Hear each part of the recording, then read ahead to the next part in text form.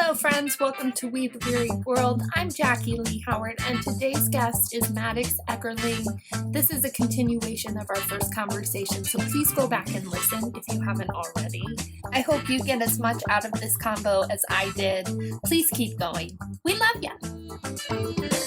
Let's talk a little bit about self-love. Is that something that you've ever struggled with in loving the person that you are? Oh, yeah. And I think I've struggled with this on a few different levels. Looking at my queer identity, I've struggled because even though I was not raised religious or raised in a way that taught that, being queer is bad. I was raised in America. And because of that, I was unfortunately told that being queer is not the right way to be. So I've had an extremely hard time to love myself. That was basically my entire freshman year, is deciding, am I worthy because I think I might be queer? And then I had to accept I was queer. And once I accepted that, then I had to decide that I was worthy because of that identity that I hold so dearly to who I am. It is who I am. I've also struggled with that in terms of mental health illness. I have body issues. I'm a skinny white boy, but I don't feel that when I look in the mirror. There were a few months where I was not eating enough, and I've struggled with self-harm. I've struggled with all sorts of different things, thinking that my body doesn't look the way that it should look, that my brain doesn't think the way that it should think. My brain is at a different level than most of my peers. I'm really mature for my age, but also I love to sit, on the floor by myself and play with toy cars all day. My brain just doesn't function the same way that my peers do. And so it's just been really hard to be like, okay, this is who I am. That's okay. And it's been a journey. I'm still going through it, but every day is another day to look yourself in the mirror and say, you are worth it. You are pretty. You are handsome. You are awesome. And to keep fighting, because that's what it is. It's a fight to tell yourself that what your brain is saying is not true. It's a mental illness. It's not facts. Yeah. Self-loathing, I think, was having a disdain for self was one of the first struggles that I had in life, mostly because of the conditioning of the world around us.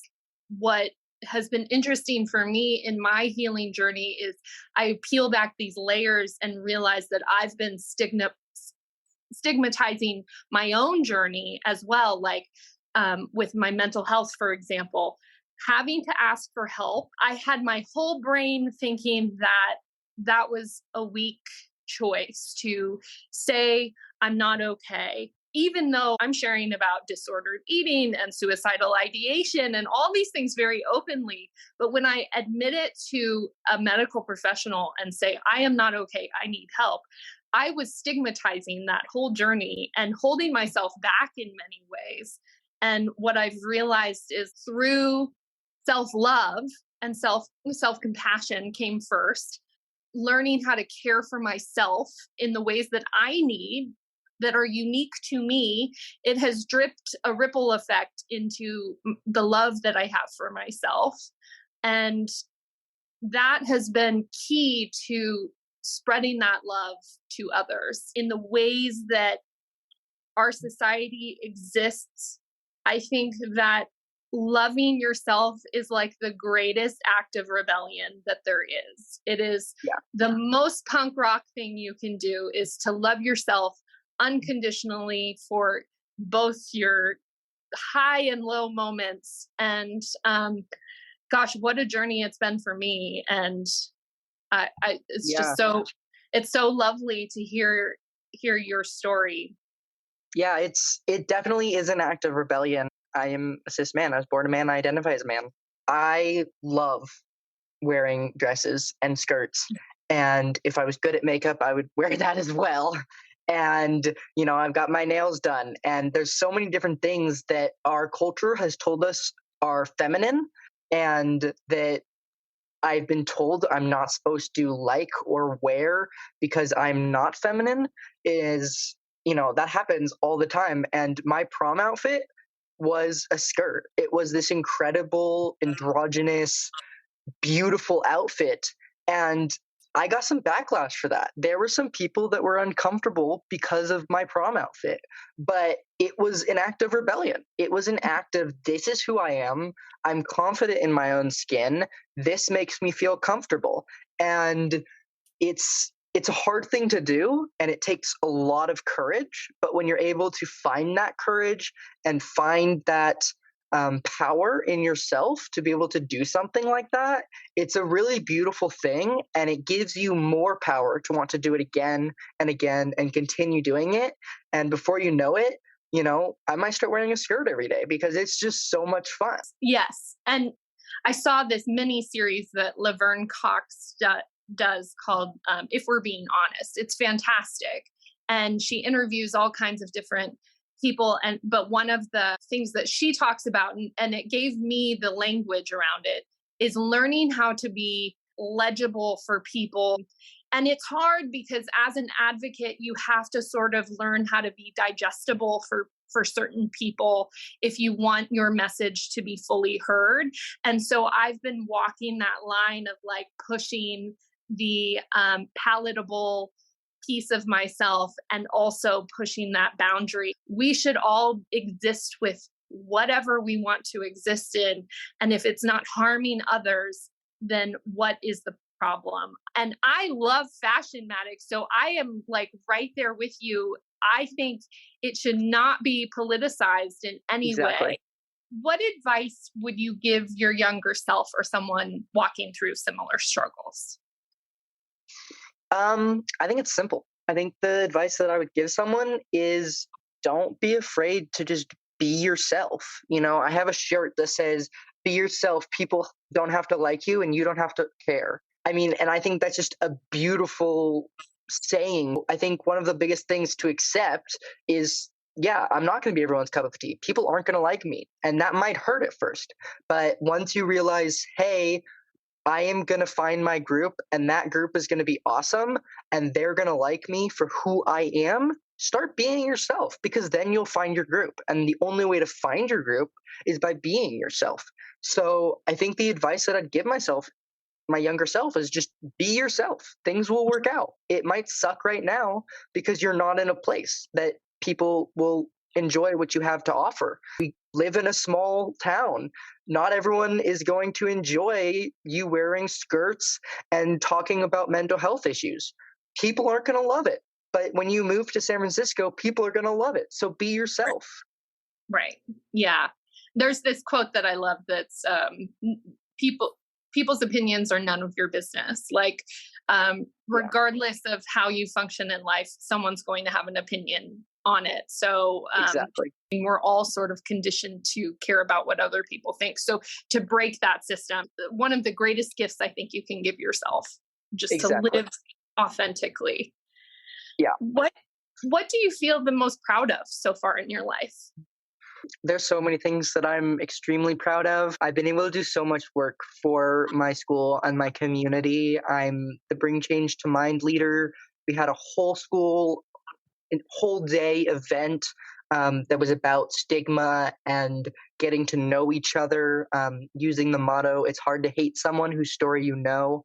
And it was a beautiful day. We've held assemblies, as I've been mentioning. We did our suicide prevention training.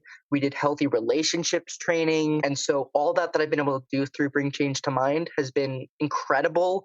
I've also been on the LCAP committee and site council, and I attend every single board meeting and share my opinion at every single board meeting.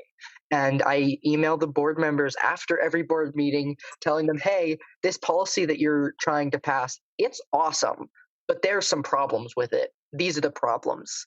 I was joking as I was walking back to my car after a board meeting with some of the staff, and they were like, how do you have time to read all these policies and be so active? And I'm like, I don't, but it's important that I do these things. right? It's important that I spend my time on these specific things because they're going to have an impact and they're going to make things better. And if I just sit there and say, hey, this is a lot of work and don't do anything, nothing's going to get better. Nothing's going to change. Someone has to start and someone has to put in the work. And it looks like right now that's me. And hopefully at some point, someone else will be able to take that on. But right now it's me. And so I'm going to keep doing it and I'm going to keep fighting the good fight because it's really important that someone does it. The other things I've been proud of is my senior project, which was a huge success. Over 260 community members came to hear what we had to say as queer youth. It was incredible. I mean, I don't know very many communities that can say, hey, 260 people of our community, especially a small rural community, took 2 hours out of their day to drive to downtown to listen to 5 queer youth complain, because that's what we did. We complained about the system, right? We talked about our experiences and our hardships. And I don't know many communities that could say that they've had that. And it was an incredible experience. And I'm so excited that I was able to be the one to host that incredible event. As I'd mentioned a little bit, I spoke at the Capitol. The California LGBTQ Legislative Caucus came to town and I had dinner with them and gave them a tour of Nevada City. I've been able to meet these government officials and have a one-on-one conversation with them and say, hey, this is what I've been struggling with. This is what I see in our community. What can you do to support me? Or telling them, hey, this is what you can do to support me, and be able to have those relationships with these officials is something that a lot of 18-year-olds don't have. And so I'm so grateful, but also so proud of the work that I've been able to do that allows me to have those relationships and those connections that I do have. And then, on a more broad scale, the thing that I'm most proud about in my life is the fact that I'm alive. The fact that every morning, because I struggle with depression and it's an every morning thing, every single morning I choose to wake up. I choose to get dressed. I choose to go to school. I choose to continue fighting for what I'm fighting for because I believe in my heart that it's right. So I'm most proud of the fact that every morning I choose to wake up and continue to fight. It's so inspiring. You are such an incredible activist and advocate, I can tell. And it's been such a pleasure to have this conversation with you. What about wisdom in age? I know you have some mottos that you like to tell yourself or maybe others. What do you feel about that? The motto that I tell myself and I have been pushing out to others is that wisdom is lived experience and you can live at any age. This quote came to me after I was having a conversation with one of my homophobic cousins who actually contacted me after I posted something on social media. I had posted something about the 4th of July, basically saying how I didn't feel comfortable celebrating freedom in our country because there is such a lack of freedom right now. And I was being honest and I was saying how I felt about the state of our country. And so she had emailed or had contacted me through text and was attacking me for not being patriotic, not loving my country, for being just a downer who can't see things for the beauty that they are. When I was trying to tell her, my experience, she basically just told me that I need to listen to my elders because they're wiser, because they're older. And what I took from that is her saying they're wiser because they're older, saying that because they've lived more years, they are wiser. Anyone can be wise. Wisdom is lived experience, and lived experience can happen at any age. You can have a lived experience at the age of 5. You can have lived experience at the age of 72. It doesn't matter what age you are. I have lived experience with depression, anxiety, with being queer. I have lived experience with discrimination. I have all this lived experience and I'm able to show it as wisdom. So I have this wisdom that I got at a young age. And so basically what I try to tell myself is it doesn't matter that I'm young. It doesn't matter that I don't have a college degree. I'm still wise. I still know things, and I still have something to offer this world. I read your 4th of July essay, Yeah. and what you did was you broke down the Pledge of Allegiance in Yes. all these different ways that it is affecting other people. And what I really loved that you covered was ableism. Brilliant. And I'm going to share a lot of the stuff that I can with our episodes so that people can really grasp what you're doing if you're okay with it. Yeah. Wow.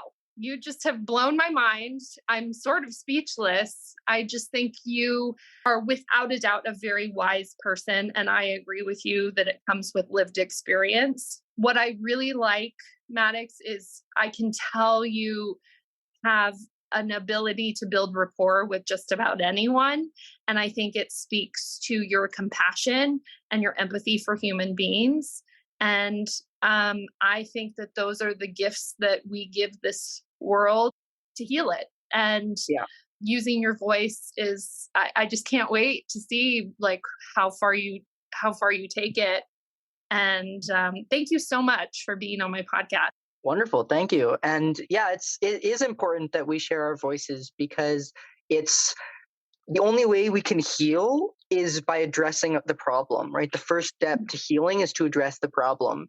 And so right now, I do sometimes sound like an angry human because I'm just exposing all these issues. And a lot of people have a problem with that because I am angry. I'm really angry. But then once I expose these issues and I can share that anger, then I can go into fix it mode. Then I can go into let's create a panel. Let's speak at the Capitol. Let's do these events to help better the world. But the first thing you have to do is you have to know what the issues are. And so many people have trouble listening to what the issues are, but it is the first step to healing. And so it's extremely important.